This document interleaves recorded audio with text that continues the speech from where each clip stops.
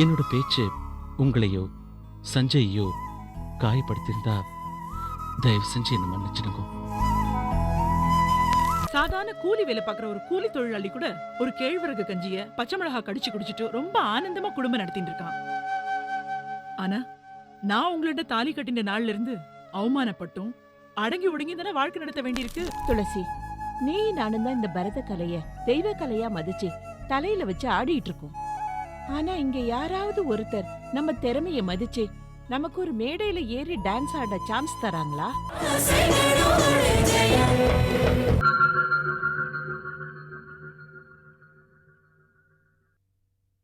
சஞ்சய், டேய் சஞ்சய், ஃபோன்டா. ஹலோ. சஞ்சய் தான். He's all right now. No nothing to worry. Okay uncle. Yeah bye. யாருப்பா? Friend David அங்கிள்ப்பா. ஓ.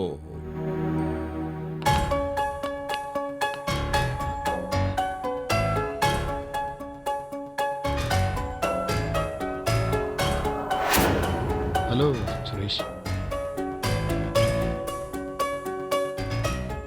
பாப்பா சுரேஷ், என்ன திடீர்னு?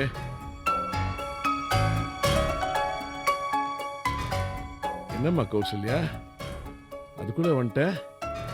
வீட்டுக்கு போயிட்டு வரேன்னு சொன்ன, சுரேஷ் அழைச்சிட்டு வந்திருக்கிற, வீட்டுக்கு போலியா? சார், அது அது ஏன் கேட்கிறேன்? கௌசல்யா ஆபீஸ்க்கு வந்து என்னோட சண்டை போட்டா.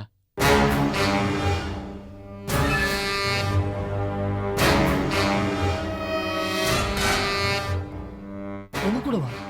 எதுக்கு புரியல? சார், ஆர்ட் கேலரியில நான் கௌசல்யாவோட ஓவியத்தை வரைஞ்சு வச்சிருந்தேன். அதை நீங்க பார்த்துட்டு வந்து கௌசல்யா கிட்ட சொல்லியிருப்பீங்க போல இருக்கு சார். கௌசல்யா என்னடான்னா என்னோட அனுமதி இல்லாம என் டிராயிங் எப்படி நீங்க வரையலான்னு சண்டைக்கு வந்துட்டா. இதனால உங்களுக்கு கௌசல்யா மேல ஏதாவது தப்பான அபிப்பிராயம் வந்திருந்தா என்னை மன்னிச்சிடுங்க சார். ஐயோ, நோ நோ நோ, எனக்கு அந்த மாதிரி எண்ணமே வரலையே. உங்க மனசுல ஏதாவது களங்கம் இருக்கோ இல்லையோ, அப்படி ஒரு களங்கம் இதுவரைக்கும் இல்லைன்னா நேக்கு சந்தோஷம்.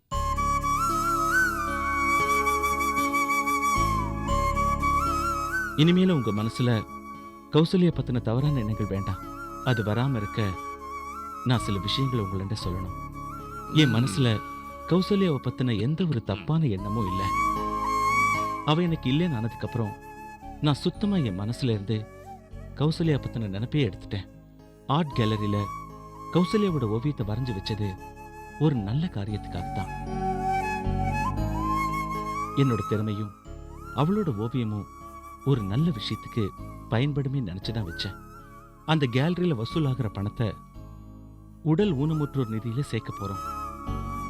உங்க கல்யாணம் நெருங்குற இந்த நேரத்துல கௌசல்யா பத்தின எந்த ஒரு நெகட்டிவான விஷயமும் அவளோட லைஃபை ஸ்பாயில் பண்ணிடும் இல்லையா? அதனால தான் சார் நானே வந்து உங்ககிட்ட எல்லா விஷயத்தையும் விளக்கமா சொல்றேன். நான் ஓவியத்தை கேலரியில பார்த்துட்டு உங்களையும் கௌசல்யாவையும் சந்தேகப்பட்டேனா? யார் சொன்னாங்க உங்களுக்கு? நீங்க என்ன சந்தேகப்பட்டா கூட பரவாயில்ல. ஆனா நீங்க பாஸ்கர் கிட்ட பேசுனது கேட்டு எனக்கு ரொம்ப பயமாயிடுது. அதான் நான் சுரேஷ் அழைச்சிட்டு வந்தேன். சுரேஷ், உன்னை நான் ரொம்ப பாராட்டுறேன். கௌசல்யா சஞ்சய் 2 பேருக்கு இடையில பிரச்சனை வரக்கூடாதுன்னு இவ்வளவு தூரம் வந்து தெளிவுபடுத்தின பாரு. உண்மையிலே நீ ரொம்ப நல்லவன்பா. ஆனா கௌசல்யா மேல சந்தேகப்படுற அளவுக்கு சஞ்சய் கீழ்த்தரமானவன் இல்லப்பா. உன் அளவுக்கு அவன் தெளிவானவனாவும் நல்லவனாவும் இல்லாம இருக்கலாம். ஆனா சந்தேகப்படுற அளவுக்கு கீழ்த்தரமானவன் இல்லப்பா அவன். என்னால அதுக்கு உத்தரவாதம் கொடுக்க முடியும்பா. சாரி சார், என்னை மன்னிச்சிடுங்கோ. கௌசல்யா வந்து என்னை திட்டின உடனே நான் நில குளிஞ்சு போயிட்டேன். உங்களண்ட விளக்கம் அளிக்கணும்னு தோணுது, அதான் பேசிட்டேன். என்னோட பேச்சு உங்களையோ சஞ்சய்யோ காயப்படுத்தியிருந்தா தயவு செஞ்சு என்னை மன்னிச்சிடுங்கோ.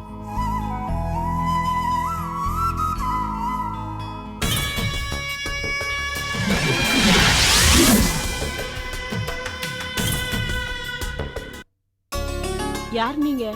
என்ன வேணும்? வணக்கம். வணக்கம். நீங்க தான் தாட்சாயினி அம்மாவா? ஆமா. நீங்க? என்ன செங்கல்பட்டு மிராசுதார் மாதவன் சொல்லுவாங்க. ஓஹோ. இப்பதான் மிராசெல்லாம் இல்லையே, பரம்பரை பேர் அப்படியே நிலைச்சு போச்சு. ரொம்ப வசதியான குடும்பம். உட்காருங்க. பரவாயில்ல பரவாயில்ல. நீங்க நாட்டியம் சொல்லி கொடுத்த பல பேரு இன்னைக்கு நல்ல நிலையில இருக்கிறதா பேசிக்கிறாங்க.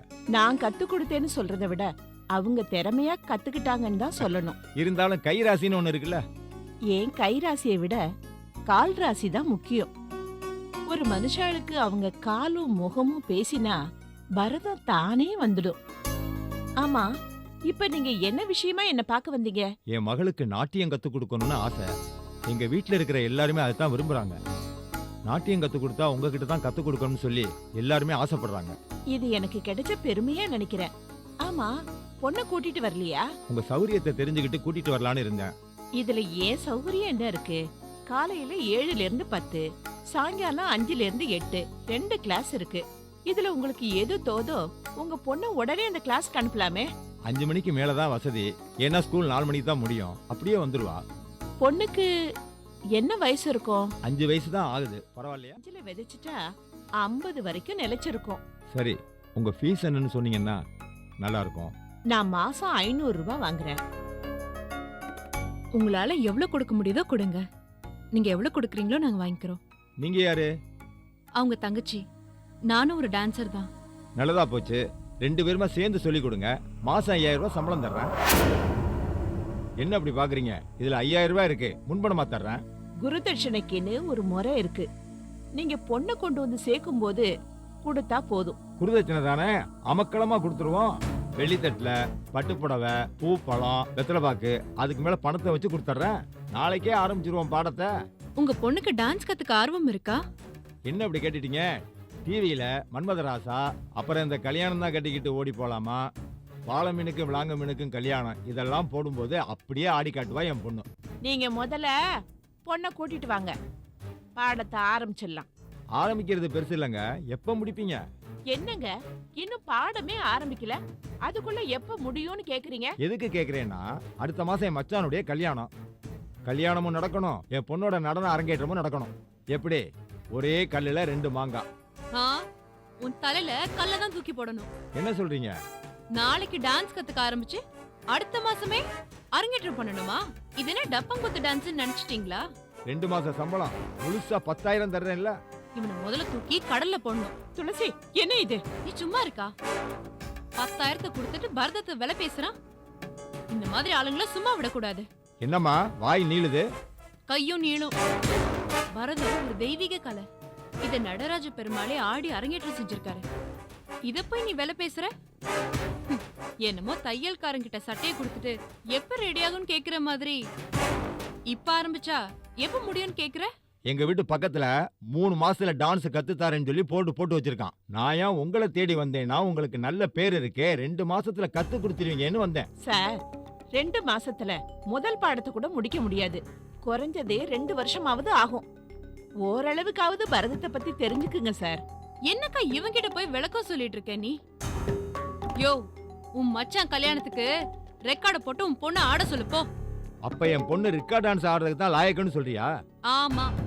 என் பொண்ணை கேவலப்படுத்திட்டுல, அவளை 3 மாச கோர்ஸ்ல சேர்த்து நடனம் கத்து கொடுத்து என் மச்சான் கல்யாணத்துல அரங்கேற்றம் பண்ணல. என் பேரு மிராஸ்தார் மாதவன் இல்ல. நான் வர்றேன். இவன் பெரிய சிக்கல் சண்முக சுந்தரம் சவால் விட்டுட்டு போறாரு. இவ இனிமே இந்த பக்கமே வரக்கூடாது. ஏய் துளசி, நீ என்ன லூசாடி? ஏன்க்கா இப்படி பேசுற? ஏடி, நம்ம பட்ஜெட் என்ன, நம்ம மாச வருமானம் என்ன, நம்ம வரவு செலவு என்ன? ஒரு ஆள் வந்து என் பொண்ணுக்கு பரதம் கத்து கொடுங்க, மாசம் 5000 ரூபாய் தரேங்கிறான். அது ஏண்டி நீ வேணாங்கிற? அதுக்காக கலையை விலை பேச முடியாதுக்கா. என்னடி பேசுற நீ? ஆமா, நம்ம பரத கலை புனிதமானது. அத கேவலப்படுத்துற மாதிரி பேசிட்டு இருக்கான் அந்த ஆளு. என்கிட்டயே வந்து விலை பேசிட்டு இருக்கான். அந்த கேவலமான விலைக்கெல்லாம் நான் கலையை விக்கணுமா? என்னால முடியாது இதெல்லாம். நாம எடுக்கிற பரத கிளாஸ் இருக்கே, அது ஒரு புனிதம். அது ஒரு புனிதமான சேவை. அதை என்னால களங்கப்படுத்த முடியாது. ஏய், ஏண்டி இப்படி பேசுற? எனக்கும் பரதத்து மேல அக்கறை, அபிமானம் எல்லாம் இருக்கு. ஆனா நம்ம குடும்ப நிலைமையை நினைச்சு பாரு. நமக்கு 2 பொண்ணுங்க இருக்காங்க. கிருஷ்ணா படிக்கிறா, மணிமேகலை இருக்கா. நமக்கு என்ன செலவுகள்லாம் வராதா? நினைச்சு பாருடி, மாசம் 5000 ரூபாய் கொடுக்கறேன்னா நீ கோவிச்சுக்கிட்டு கத்துறதுனால அந்த ஆள் போயிட்டான். நீ என்ன அவனுக்கு சப்போர்ட் பண்றியா? நீ காசுக்காக என்ன வேணாலும் பண்ணுவ. நாளைக்கே காசுக்காக என்னை எவனாவது கேட்டா வித்துருவன் நினைக்கிறேன்.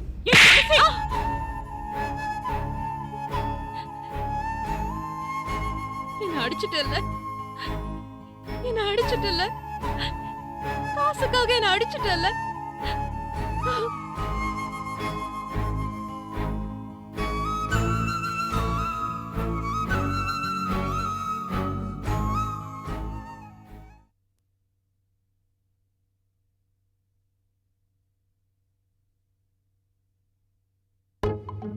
என்னடி வைஷு, புதுக்கூடமா?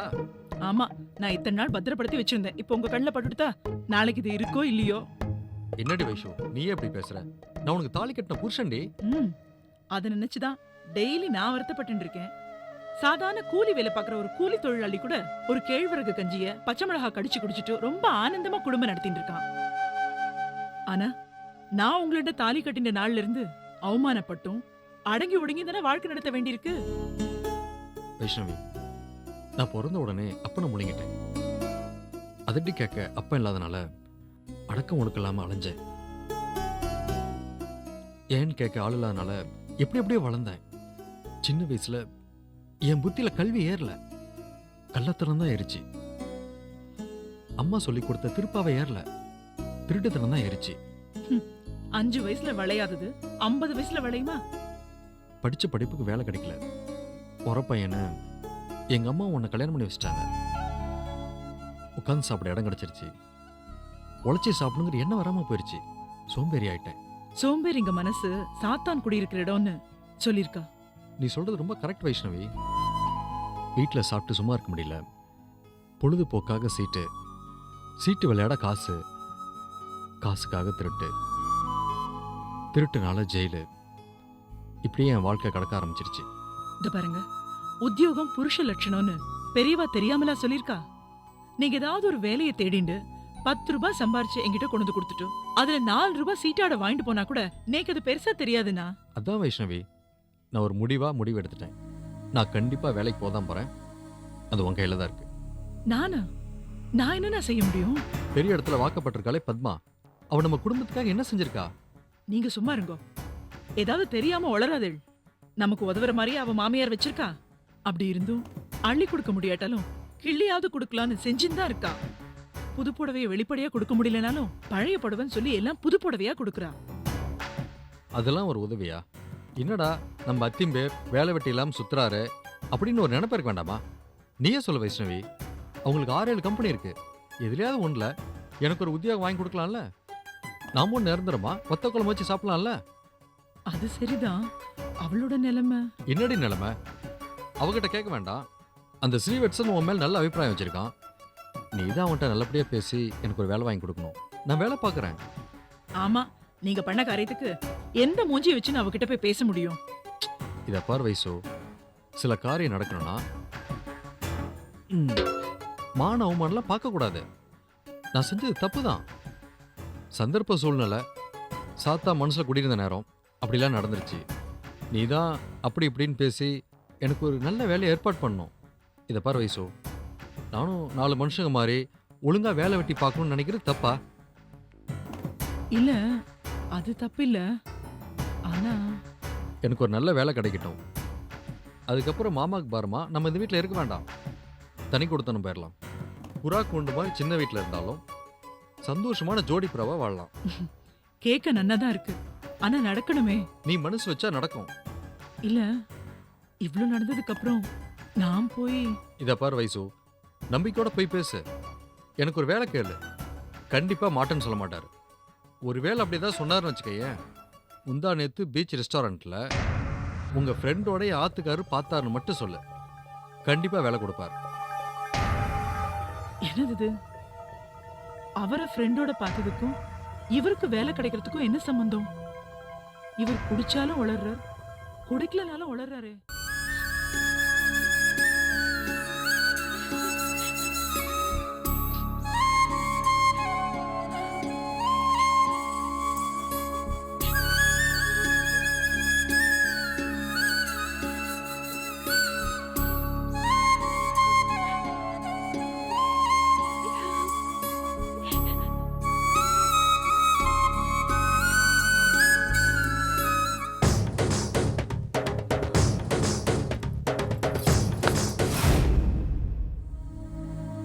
என்ன துளசி, என் முகத்தை பார்க்க கூடவா உனக்கு பிடிக்கல?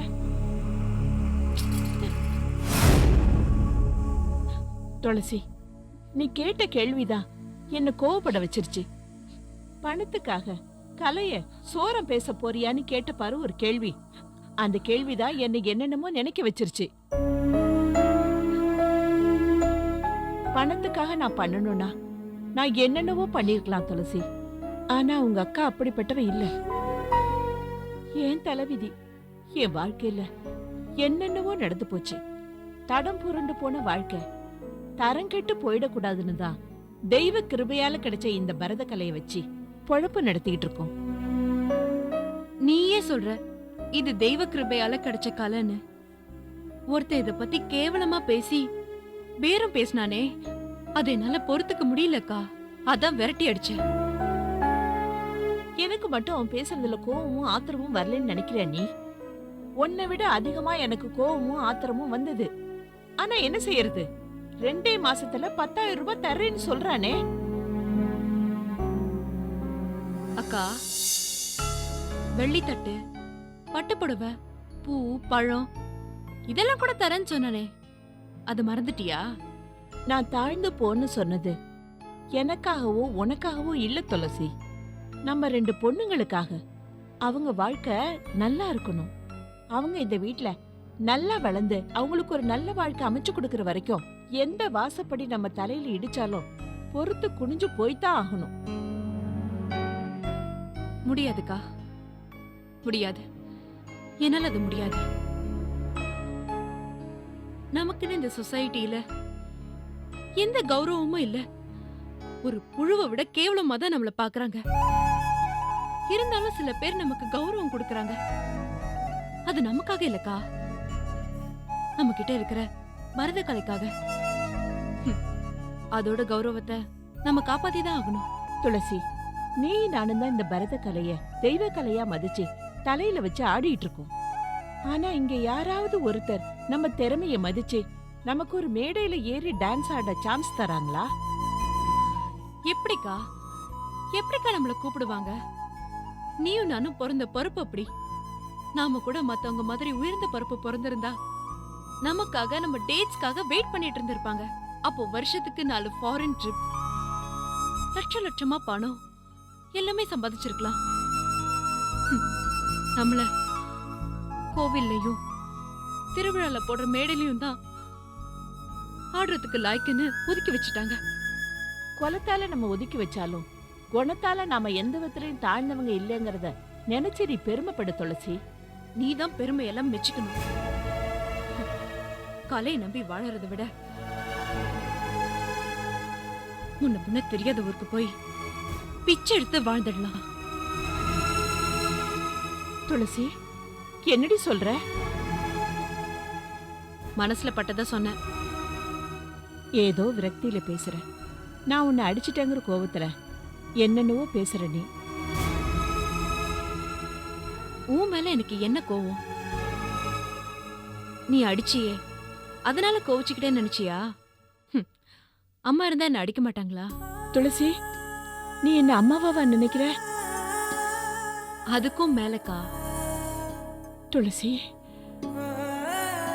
ஆமாக்கா, அம்மா இருந்திருந்தா கிருஷ்ணாவோட அப்பா யாருன்னு என்ன போட்டு தொலைச்சு எடுத்திருப்பாங்க.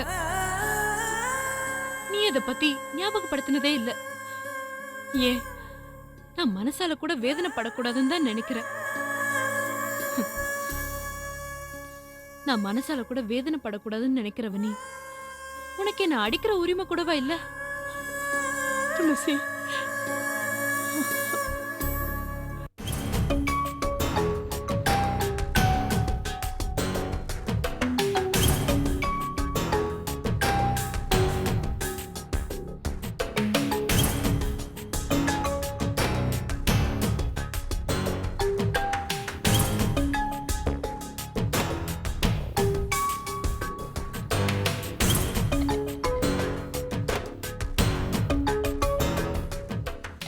என்னன்னு சாப்பிடாம ஏதோ யோசிச்சுட்டு இருக்க? இங்க பாரு, ஃபேன் காத்த டிஃபன் எல்லாம் ஆறுது, சாப்பிடு. அண்ணே ஆ? உன்னதான் உன்கிட்ட தான் பேசிட்டு இருக்கேன். சாப்பிடாம அப்படி என்ன யோசிச்சுட்டு இருக்க? ஆ? ஆமாம்மா, நானும் என்னென்னமோலாம் செஞ்சு பார்த்துட்டேன். இந்த கல்யாணத்தை தடுத்து நிறுத்த முடியல. இப்ப கூட சுரேஷ் மேல சஞ்சய்க்கும் ராஜரத்னத்துக்கும் சந்தேகம் வர மாதிரி ஒரு சூழலை உருவாக்குனேன். எதுவுமே நடக்க மாட்டேங்குதுமா. அந்த சுரேஷ் ஒரு கல்லூலி மங்கம்மா. அப்பா புள்ள 2 பேர் மனசுலயும் அழுத்தமா இடம் பிடிச்சிட்டாம்மா. அதான் என்ன செஞ்சா இந்த கல்யாணத்தை தடுக்க முடியும்னு ஆழமா யோசிச்சுட்டு இருக்கேம்மா. யோசி யோசி, நல்லா யோசி. நீ யோசிச்சு முடிக்கிறதுக்குள்ள சஞ்சய் கௌசல்யா கல்யாணம் நடந்து கௌசல்யாவும் குழந்தை பெற்றுவா. அது வரைக்கும் யோசி. என்னம்மா சொல்ற நீ? பின்ன என்ன, ராஜரத்னம் இன்னும் கொஞ்ச நாள்ல ஹாஸ்பிட்டல்ல இருந்து டிஸ்சார்ஜ் ஆயிடுவான். கல்யாண நாள் வேற நெருங்கிட்டு இருக்கு. எனக்கு நம்பிக்கை இல்ல. இந்த கல்யாணம் நிக்கும்னு எனக்கு நம்பிக்கையே இல்ல. இப்பவும் என்னால இந்த கல்யாணத்தை நிறுத்த முடியுமா? நீ என்ன சொல்ற? ஆமா நித்யா, முடிஞ்ச வரைக்கும் இந்த கல்யாணத்தை நிறுத்த பாப்பேன். அப்படி நிறுத்த முடியலன்னா மூச்சை நிறுத்திடுவேன். அப்படி நிறுத்திட்டா இந்த கல்யாணம் தன்னால நின்னு போயிடும்.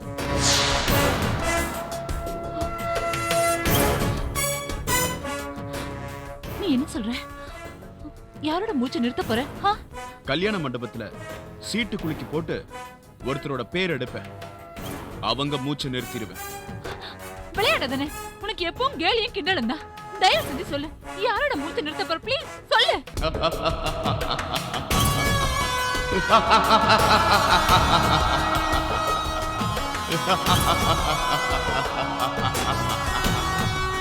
ha ha.